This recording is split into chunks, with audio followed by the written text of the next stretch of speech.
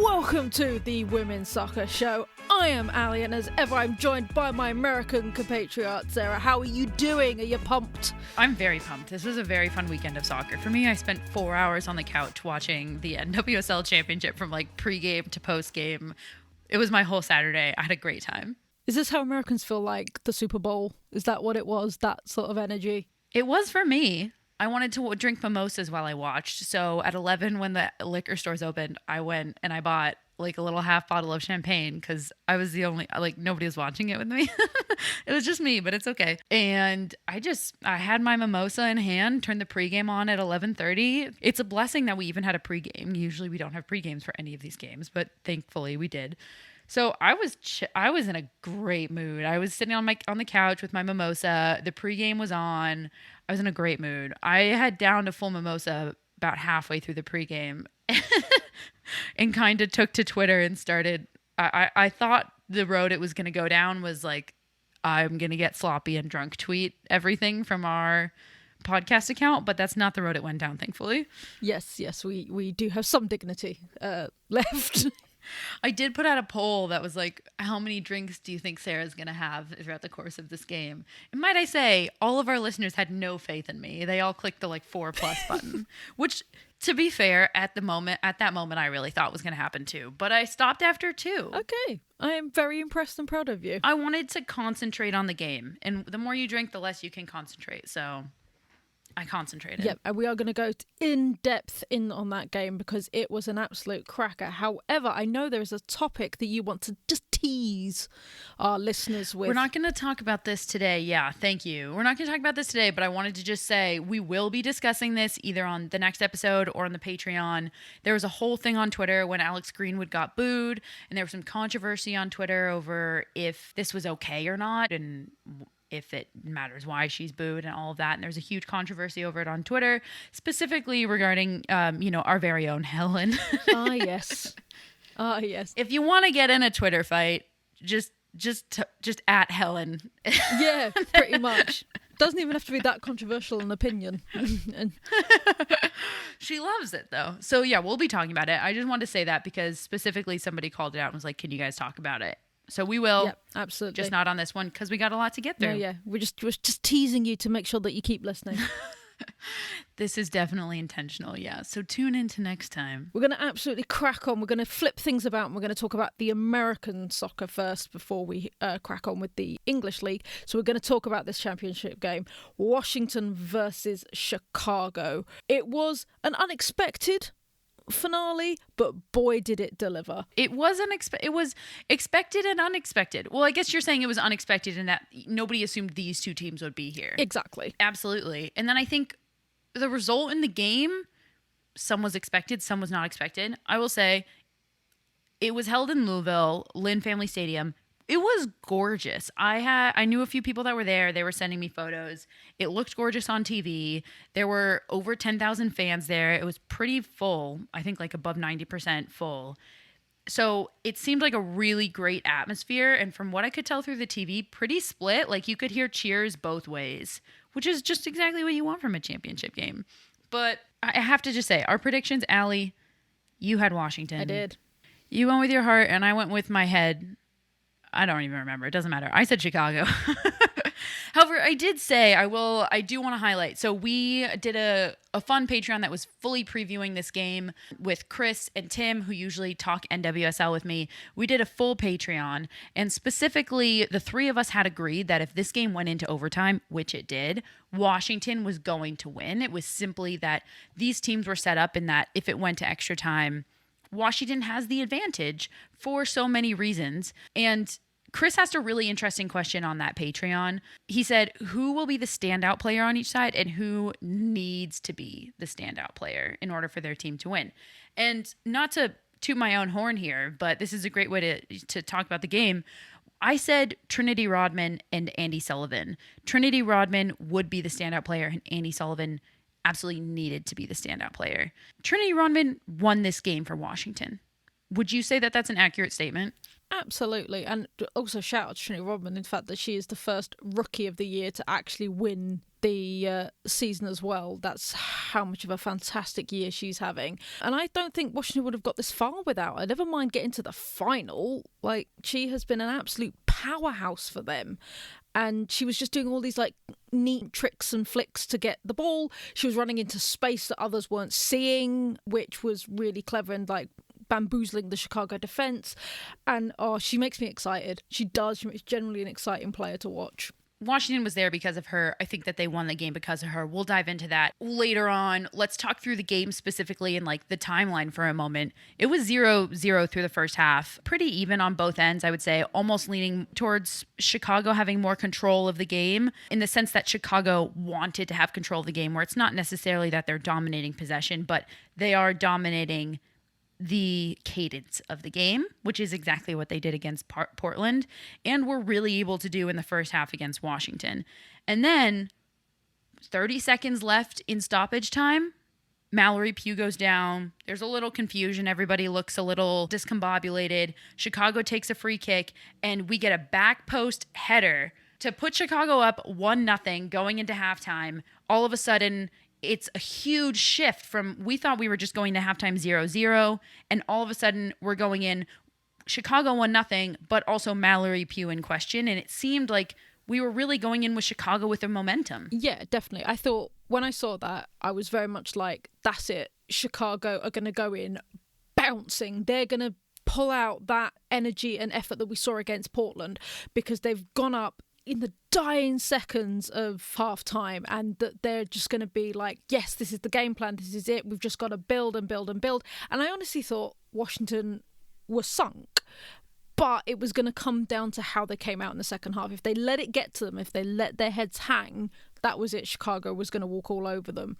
So that must have been one hell of a pep talk that happened in the dressing room at half time to get them back where they did.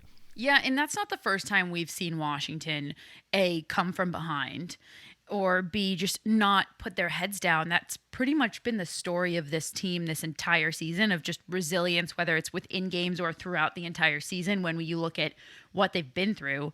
But the second half started, and it wasn't smooth sailing necessarily for Washington. Like, they were trying to figure it out, and it seemed like what made them figure it out was when Trinity Rodman knew she could take on, I believe it was Milazzo. She knew she could take her on. And she was just like, get me the ball. And then she started, I mentioned on the last episode, I'm like shaking my hand at Allie right now like I'm a politician because I'm really trying to drive this point home because I feel very strongly about it. I mentioned on the last episode, Trinity Rodman is going to be as important for Washington as ever because Sophia Smith in the Portland versus Chicago game, she was the only one who was able to create space within the Chicago defense by taking players on one-on-one. And it had to be taking them on one-on-one because of how compact they are. Trinity Rodman raised her hand and was like, I can take this girl. Give me the ball. Then that's exactly what she did. She was the ultimate playmaker for Washington. She brought the energy and she made the plays happen. And once she figured that out, and once Washington figured that out and started getting her the ball, that was it. It was really only a matter of time. Then at least it felt, until Washington scored, and it became more of a how long can Chicago hold on here? Yeah, absolutely. As we said, that just, I don't know if it's like the fables of youth that Rodman's like, I can take anybody on. I've got this. But honestly, I think it's the self-belief. She's just that good. She is just that good. Truly. She really is. And she proved it on probably the biggest stage she's been on so far. She starts taking players on. You see the statistics for the second half, and Chicago had, I believe, 2 shots in the second half and overtime combined. And Washington had the majority of their shots in the second half, had 31 combined. So 67th minute, still 1-0 Chicago. And then we get a penalty kick called in the box. What did you think of what happened? And was it a penalty kick? I don't think it was. Tell us why. Why don't you think it was? Because I actually disagree. I think as much as I wanted Chicago to win, I saw that and I was like, yeah, you have to call that. I don't want to, but you have to call that. It's one of the things that I'm like, it was close. It was like on the wire. Like, I've seen penalties before given for less. However, for me, I felt like ref was playing it safe by giving it as a penalty. I feel like playing it safe is not giving it as a penalty. No, because for me, if it's that on the edge, whether it is or it isn't, it's safer for the ref to say that it is than it is to say that it isn't. And I think the ref was just being a bit too cautious because they wanted an impeccable, like, referee decision for this championship game, that they went on the more cautious side by giving it. So what happens in the box is, I forget who on Washington, but somebody played a ball into the box. Tierna Davidson is on the defender's back, takes a step in to try to stab at the ball, and accidentally steps right in front of the Washington player, who falls over. And by the way, if Tierna Davidson hadn't tripped her, she would have had an open shot on goal. So for me, that's one of those, hey, it's unfortunate, there's no intent. However, if that hadn't happened, there would have been a clear goal scoring opportunity, and that's why this needed to be called. Andy Sullivan stepped up to take the kick, and oh my God, that is probably the worst penalty kick I've seen go in my entire life. It goes right under the Chicago goalkeeper's arms, who dives the correct way, is at the right distance to stop it, and it just simply goes underneath almost her side as she's diving, goes in. Sullivan kind of catches a break there, but you know what? It happens in penalty kicks. And then the game ends and we go into overtime, but it really wasn't that simple. There was a lot of time in the second half where we thought Washington was going to go up. Truly, when it went into overtime, my feeling was just like, now it's a matter of time until Washington puts one away. I couldn't see penalty kicks coming, and we all knew Chicago had to hold out for them. Yeah, that is true. However, did you predict who would get the winner? Because I certainly didn't. That's a very good point. So the winner comes from the foot of Trinity Rodman. Massive cross into the back post to none other than Kelly O'Hara, former forward at Stanford University back in 2010, we think.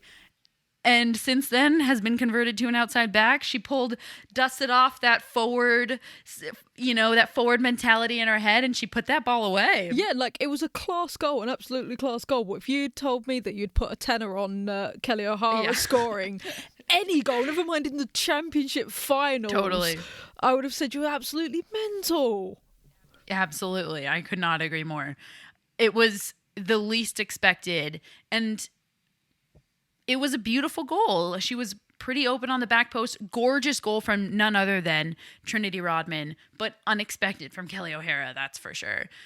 So I want to dive into each team because Chicago looked like they had control of this game for the first half. And then everything kind of started to fall apart in the second half. And I think we should dive into why. So as you're watching the second half, what for you was Chicago not doing or doing wrong? Or was it just, fatigue really that contributed to them kind of falling apart? I think it was fatigue, to be honest. Like, they didn't have the depth on the bench that Washington have. They haven't had the play. Just, you felt like the players, they've done this OT so many times now. I just think it was a really long season and they just didn't have the players that they could put on to give that, like, boost of energy. Like, we're talking about Trinity Rodman being the energy and the, like, sort of energizer bunny of Washington. Chicago didn't have that, and you could just see it. By the time the first goal in went to draw it level, you could sort of see them be like, all right, we're done. Like, we're done. So I guess I don't mean that they fell apart, but it could, because they held on, they held their own, and they held on so much for as long as they possibly could. But I think you're totally right. They kept pulling everything out that they could, and there just really wasn't anything left. Like, they have had so many injuries.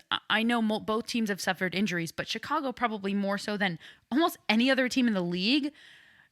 A lot of positions out there on the field were second string players who were now starting in a championship game. And then you add in, Mallory Pugh, who didn't play in the semifinals, looked a little rusty in the first half, but even though she was rusty, her being on the field added an element to Chicago that Washington really had to respect. They had to respect Pugh's speed and her ability to counter, and that kind of kept Washington having to play more defensive and not having to attack as much. I think that the loss of Mallory Pugh was huge in the second half. Whether she was playing well or not in the first, I think the loss of Pugh changed a lot of things. Not really just for Chicago, but also for Washington, knowing that they could then just go at Chicago with less of a fear of a counter. Yeah, exactly. There's certain players that just have a presence, and having them there makes the difference. Like we've been talking about Andy Sullivan, about how steadying she is in the middle for Washington. Pugh is one of those players that you do have a sense of confidence and a sense of reassurance when she's on the pitch. Whether she's playing well or not, she has that leadership, and just there's something about her that I think Chicago have been relying on. And you take her out that first half, and then that's when you start seeing them shaky. And as we've said, 2 shots compared to 30 odd shots from Washington. It was definitely, they were defending. Yeah, I think it was really too bad for Chicago injuries wise. I think it would have been a really different game had they had their full squad, Kalia Watt, Mallory Pugh, and you even look at their back line. I mean, Milazzo is not a starting outside back, and that's who Rodman was really taking on. Milazzo, you could see at some point right at the end of regulation, there was this one shot of her on TV where you could just see after one play, she was broken. She was exhausted physically, mentally. You could see the tears start to swell in her eyes of just utter pure exhaustion, and my heart broke for her because she gave literally everything she could, and that's where Chicago was by the end of this game. Yeah, you cannot fault Chicago's effort. Like, they absolutely were running on fumes by the end of it, and that's the problem, because they were running on fumes when Washington had at least half a tank left, and that was the difference. Genuinely, that was the difference, was just the energy output. Yeah, I think you're totally right. Well, we have to spend a moment on Washington. We talked about Rodman for a moment, but she's the factor that drove Washington to win this game. We can talk about their back line. I want to give props to Andy Sullivan because I really do think that she's kind of like the unsung hero of the Spirit, and she's going to do the dirty work, and she might not get all the recognition for that Trinity Rodman does because she doesn't score the goals. Well, she did score the PK. The PK. You just like winding up our English viewers, don't you? I mean, for another topic, but I don't really understand why all of you British people don't like it when we call it PKs. Because it's a penalty. You don't need to add the kick bit. We're going to get letters from Tom again. We're going to get letters of complaint from Tom. Tom, let me know how you feel, because I really feel like I negated your previous question about an outside back, because it just doesn't make sense to me. It's a penalty kick. It is a penalty when you call a foul, and it's a penalty kick when you take the kick. No. We can... Just no. Tom, let me know. I don't know what I was saying, but Andy Sullivan... You have to give her credit. She's the emotional leader of this team. And also, she put that PK away. That changed a lot of the momentum too. But really, at the end of the day, we have to give huge props to Trinity Rodman.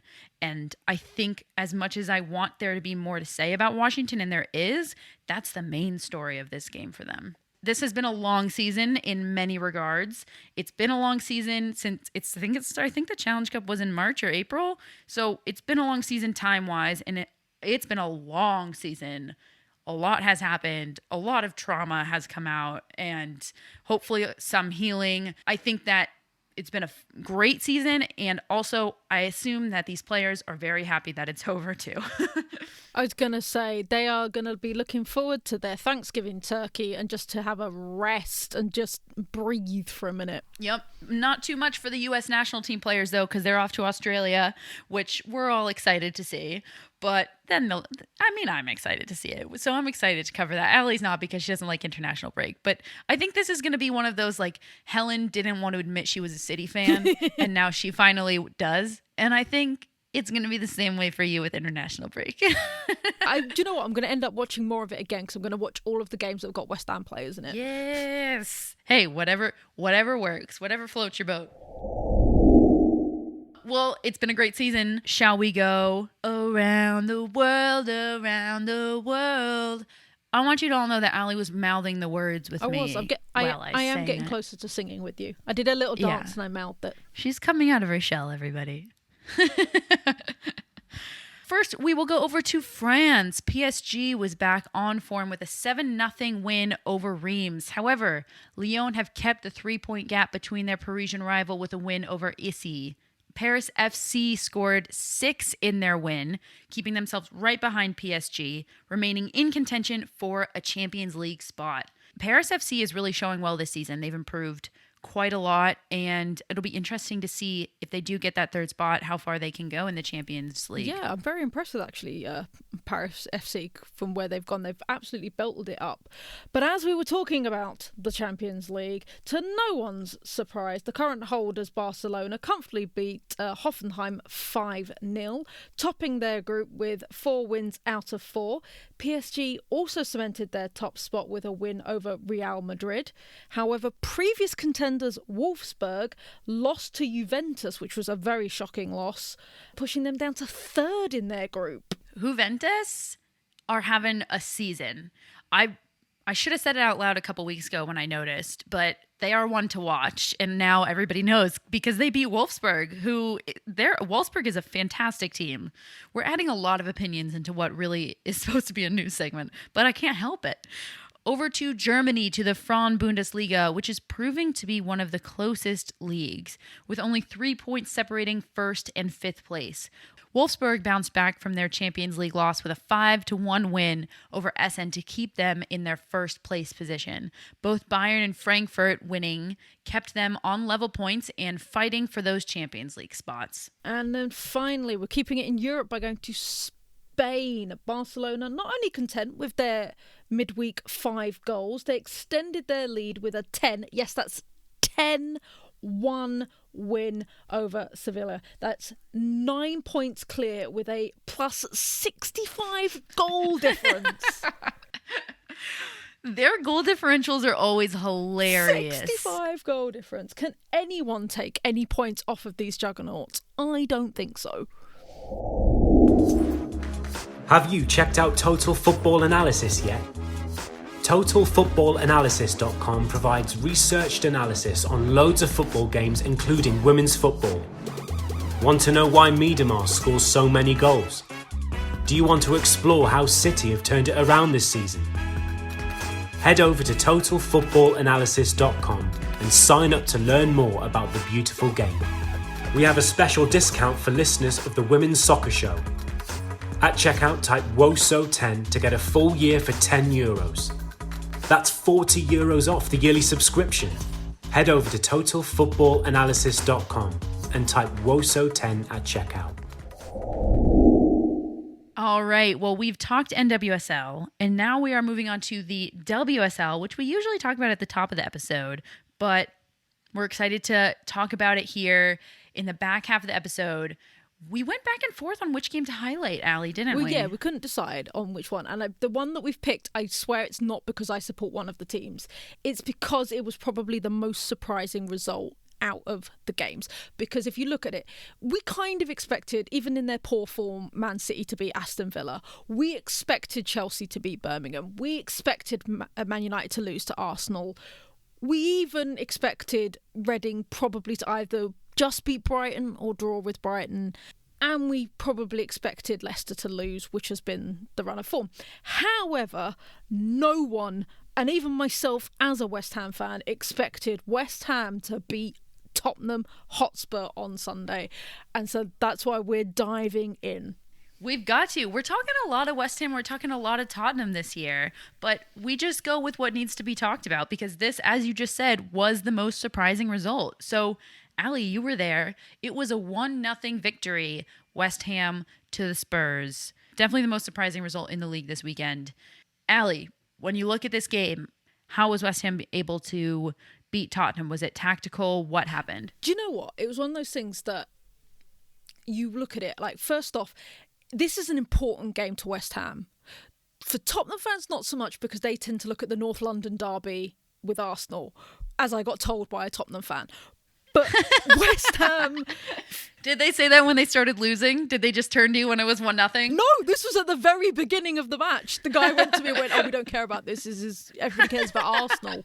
But for West Ham, this is a huge derby match. Like, It is huge. So can I go out on a limb here and say, like, this game is to West Ham fans what the North London derby is to Tottenham fans. Exactly. So it's, and vice versa, with like Arsenal sees Tottenham as Tottenham sees West Ham. Exactly. That is a very astute observation. The hierarchy of clubs, everybody. That is a very astute observation. And so there was a lot of like pride at stake, and this is West Ham's sixth and this was attempt. at West Ham, we have to know. It was a home victory. It was the 6th attempt we've had at trying to beat Tottenham in the WSL. We haven't beaten them since 2016, which was when we were both in the 3rd division. Wow. So that there is a lot riding on this game. There was a lot riding on this game. And was this, I mean, you said before you didn't think that you could win, but was this the first game where West Ham fans had maybe a sliver of hope because of how West Ham is doing this season? Do you know what? We all went, like my group of people, when we sat there, we all went in and went, if we get a point out of this, then we're doing great, because we would have been undefeated for the week and it would have been a great, like, shoot up. We would have jumped a few places and it would have cemented us before going into an international break. Then we started playing and that's when we were like, oh, we might actually do better than a draw out of this. First half, it was very even. Both teams had obviously watched each other and had worked out the other team's strengths. So whereas we like to play on the wing, they nullified that and got us to play through the middle. Whereas we worked out that's what they like to do. So it was a lot of, what we call volleyball football, which was lots of off the heads, back and forth, up and down the pitch. Uglier football. Not entirely pretty, not entirely on the ground, keeping possession, lots of in the air, which also is Tottenham's style of play. For sure, absolutely. And again, I've talked about her before, but Ashley Neville was on point on Sunday. I don't think there was a blade of grass she didn't cover. Yeah, she was up and down that field. And I will say, while we are saying it was kind of kickball football, if you will, it wasn't a boring game at all. This was an end-to-end, open, really exciting, lots of chances on both sides. Even chances on both ends, and not just chances where you have a shot and it goes over the goal. Real opportunities that on either end could have gone in at any moment. Absolutely. Both Arnold and Tottenham's keeper had fingertip saves and stuff like that. So it was definitely end to end. But to be honest, the turning point, I think, which came from an unfortunate moment, which was Kit Graham going down on the 25th minute. She went down not that far from where we were sitting, and from what it looked like she did her knee in, and nobody touched her. It wasn't one of those injuries. She'd gone to get the ball, slipped and fell funny, which is even worse. It's when it's the no contact, that's when it's the scariest, because that's when you know it's really, really serious. Yeah, and it was one of those things. She got stretchered off and was on the gas and air, and it was bad. So you think that was a big turning point momentum wise in the game? Did it shock the Spurs, or was it more of like tactically they had to change their game plan? I think it was both, because it'd been a very aggressive game, because like I said, there's a lot of up fans, and like I said, West Ham players really want to win this, so there was a lot of like that sort of energy. And then I think when Kit got injured, it sort of took that out of Spurs. And they had to change their game plan. They had to bring on a sub much earlier than they wanted to, because it was only 25th minute. And whereas Kit will run the wing, their forward they brought on is very much more a 1-2 player up front. So they had to change formation. And that gave us the opportunity to run down the wing like we wanted to in the beginning. So they were a little deflated, had to change position. It allowed West Ham to play their game more. However, West Ham still doesn't end up scoring in the first half, doesn't end up scoring for most of the second half, and then we hit 69th minute. What happens? It had been, again, fairly even. I would even say Tottenham were more on top than a West Ham, but again, it was very much in the midfield and then having a pop at shots. And then Lisa Evans, the Arsenal winger, who again knows what it's like to hate Tottenham. No, she doesn't care about Tottenham, remember? Yeah, that's true. But came running up the wing, tried to ping it to Claudia Walker, and Claudia miskicks and ends up doing a back pass to Dagny, who takes one moment, Dagny Brunnersdottir, and low balls it past the keeper. And to be fair, the Spurs keeper went the right way. It was a great shot. Back post, perfectly placed, fantastic shot. And the Spurs had many like that. They just happened to be, saved or unlucky. I will say it was a great shot, and Spurs had many opportunities after that. Mackenzie Arnold is somebody who, the West Ham goalkeeper, is somebody who I, so far this season, have really been singing her praises, have thought that she's been playing absolutely fantastic. And I don't mean that she had a bad game, but she, for the first time this year, concerned me with her inability to hold on to the ball. There were some decisions that she made punching the ball when she should have held on to it that will lead to goals later down the line if she can't fix that. See, you say this. You say, I'm going to disagree with you. That's what the people are here to listen to. Bring it on. Not just because she's the West Ham keeper, but we saw it in our win against Man City that I think her objective is just get rid. Just get rid. So instead of clasping on and trying to work out what's going, you just punch it, and she trusts her defenders enough to clear it. And Grace Fisk, who has just been called up to the under-21s in the England camp, was playing the game of her life on Sunday. Only time will tell, Allie.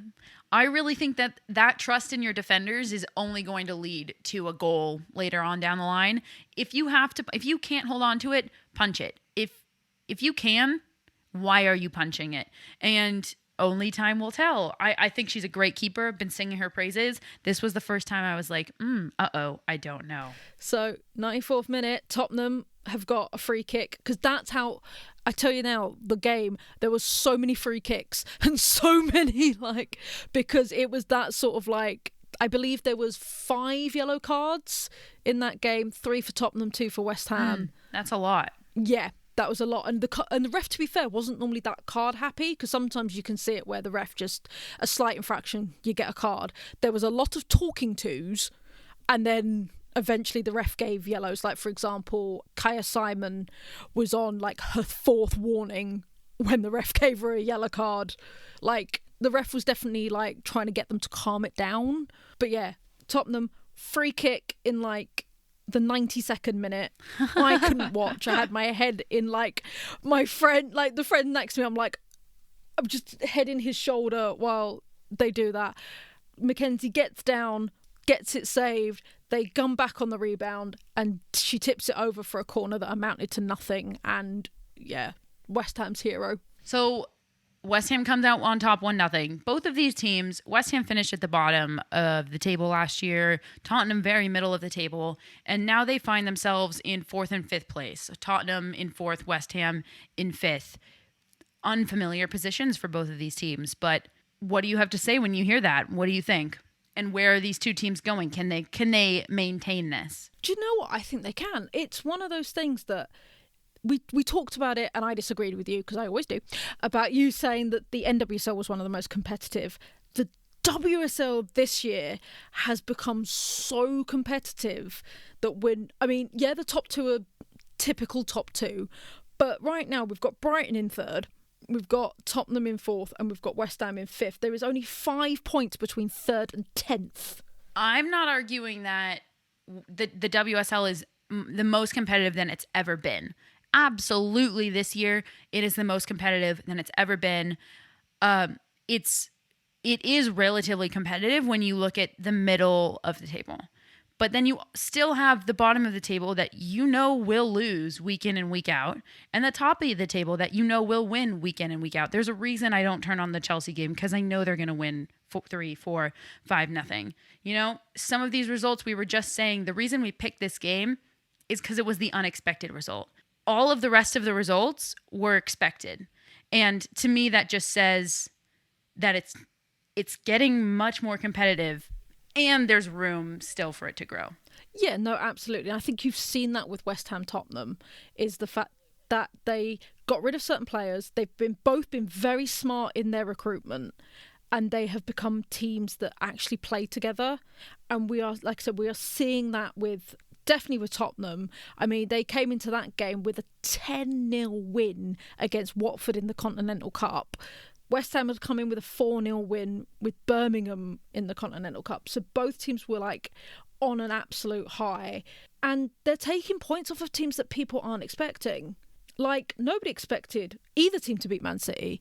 Nobody expected Tottenham to draw with Man United in such a dramatic fashion with their game. You know, nobody expected us to pull out points and draws and stuff like that with certain teams and stuff like that. So it's becoming now that they are an unexpected teams because they are pulling together, and they've got managers that came in at the end of a season that was a lot of damage control. It was a lot of, especially for West Ham, it was a lot of damage control, and it was like, you need to stay up. If you stay up, you're going to get a decent side next season, and that is what both couldn't teams agree have more. done. Well, we've got a lot of good games. Actually, not this weekend. We're on pause now until December 11th. So I don't know. I'm going to be very sad, Allie. The NWSL just ended. I have no NWSL games to watch. And now the WSL, right when I need them the most, goes on hiatus until December 11th. But we are headed into...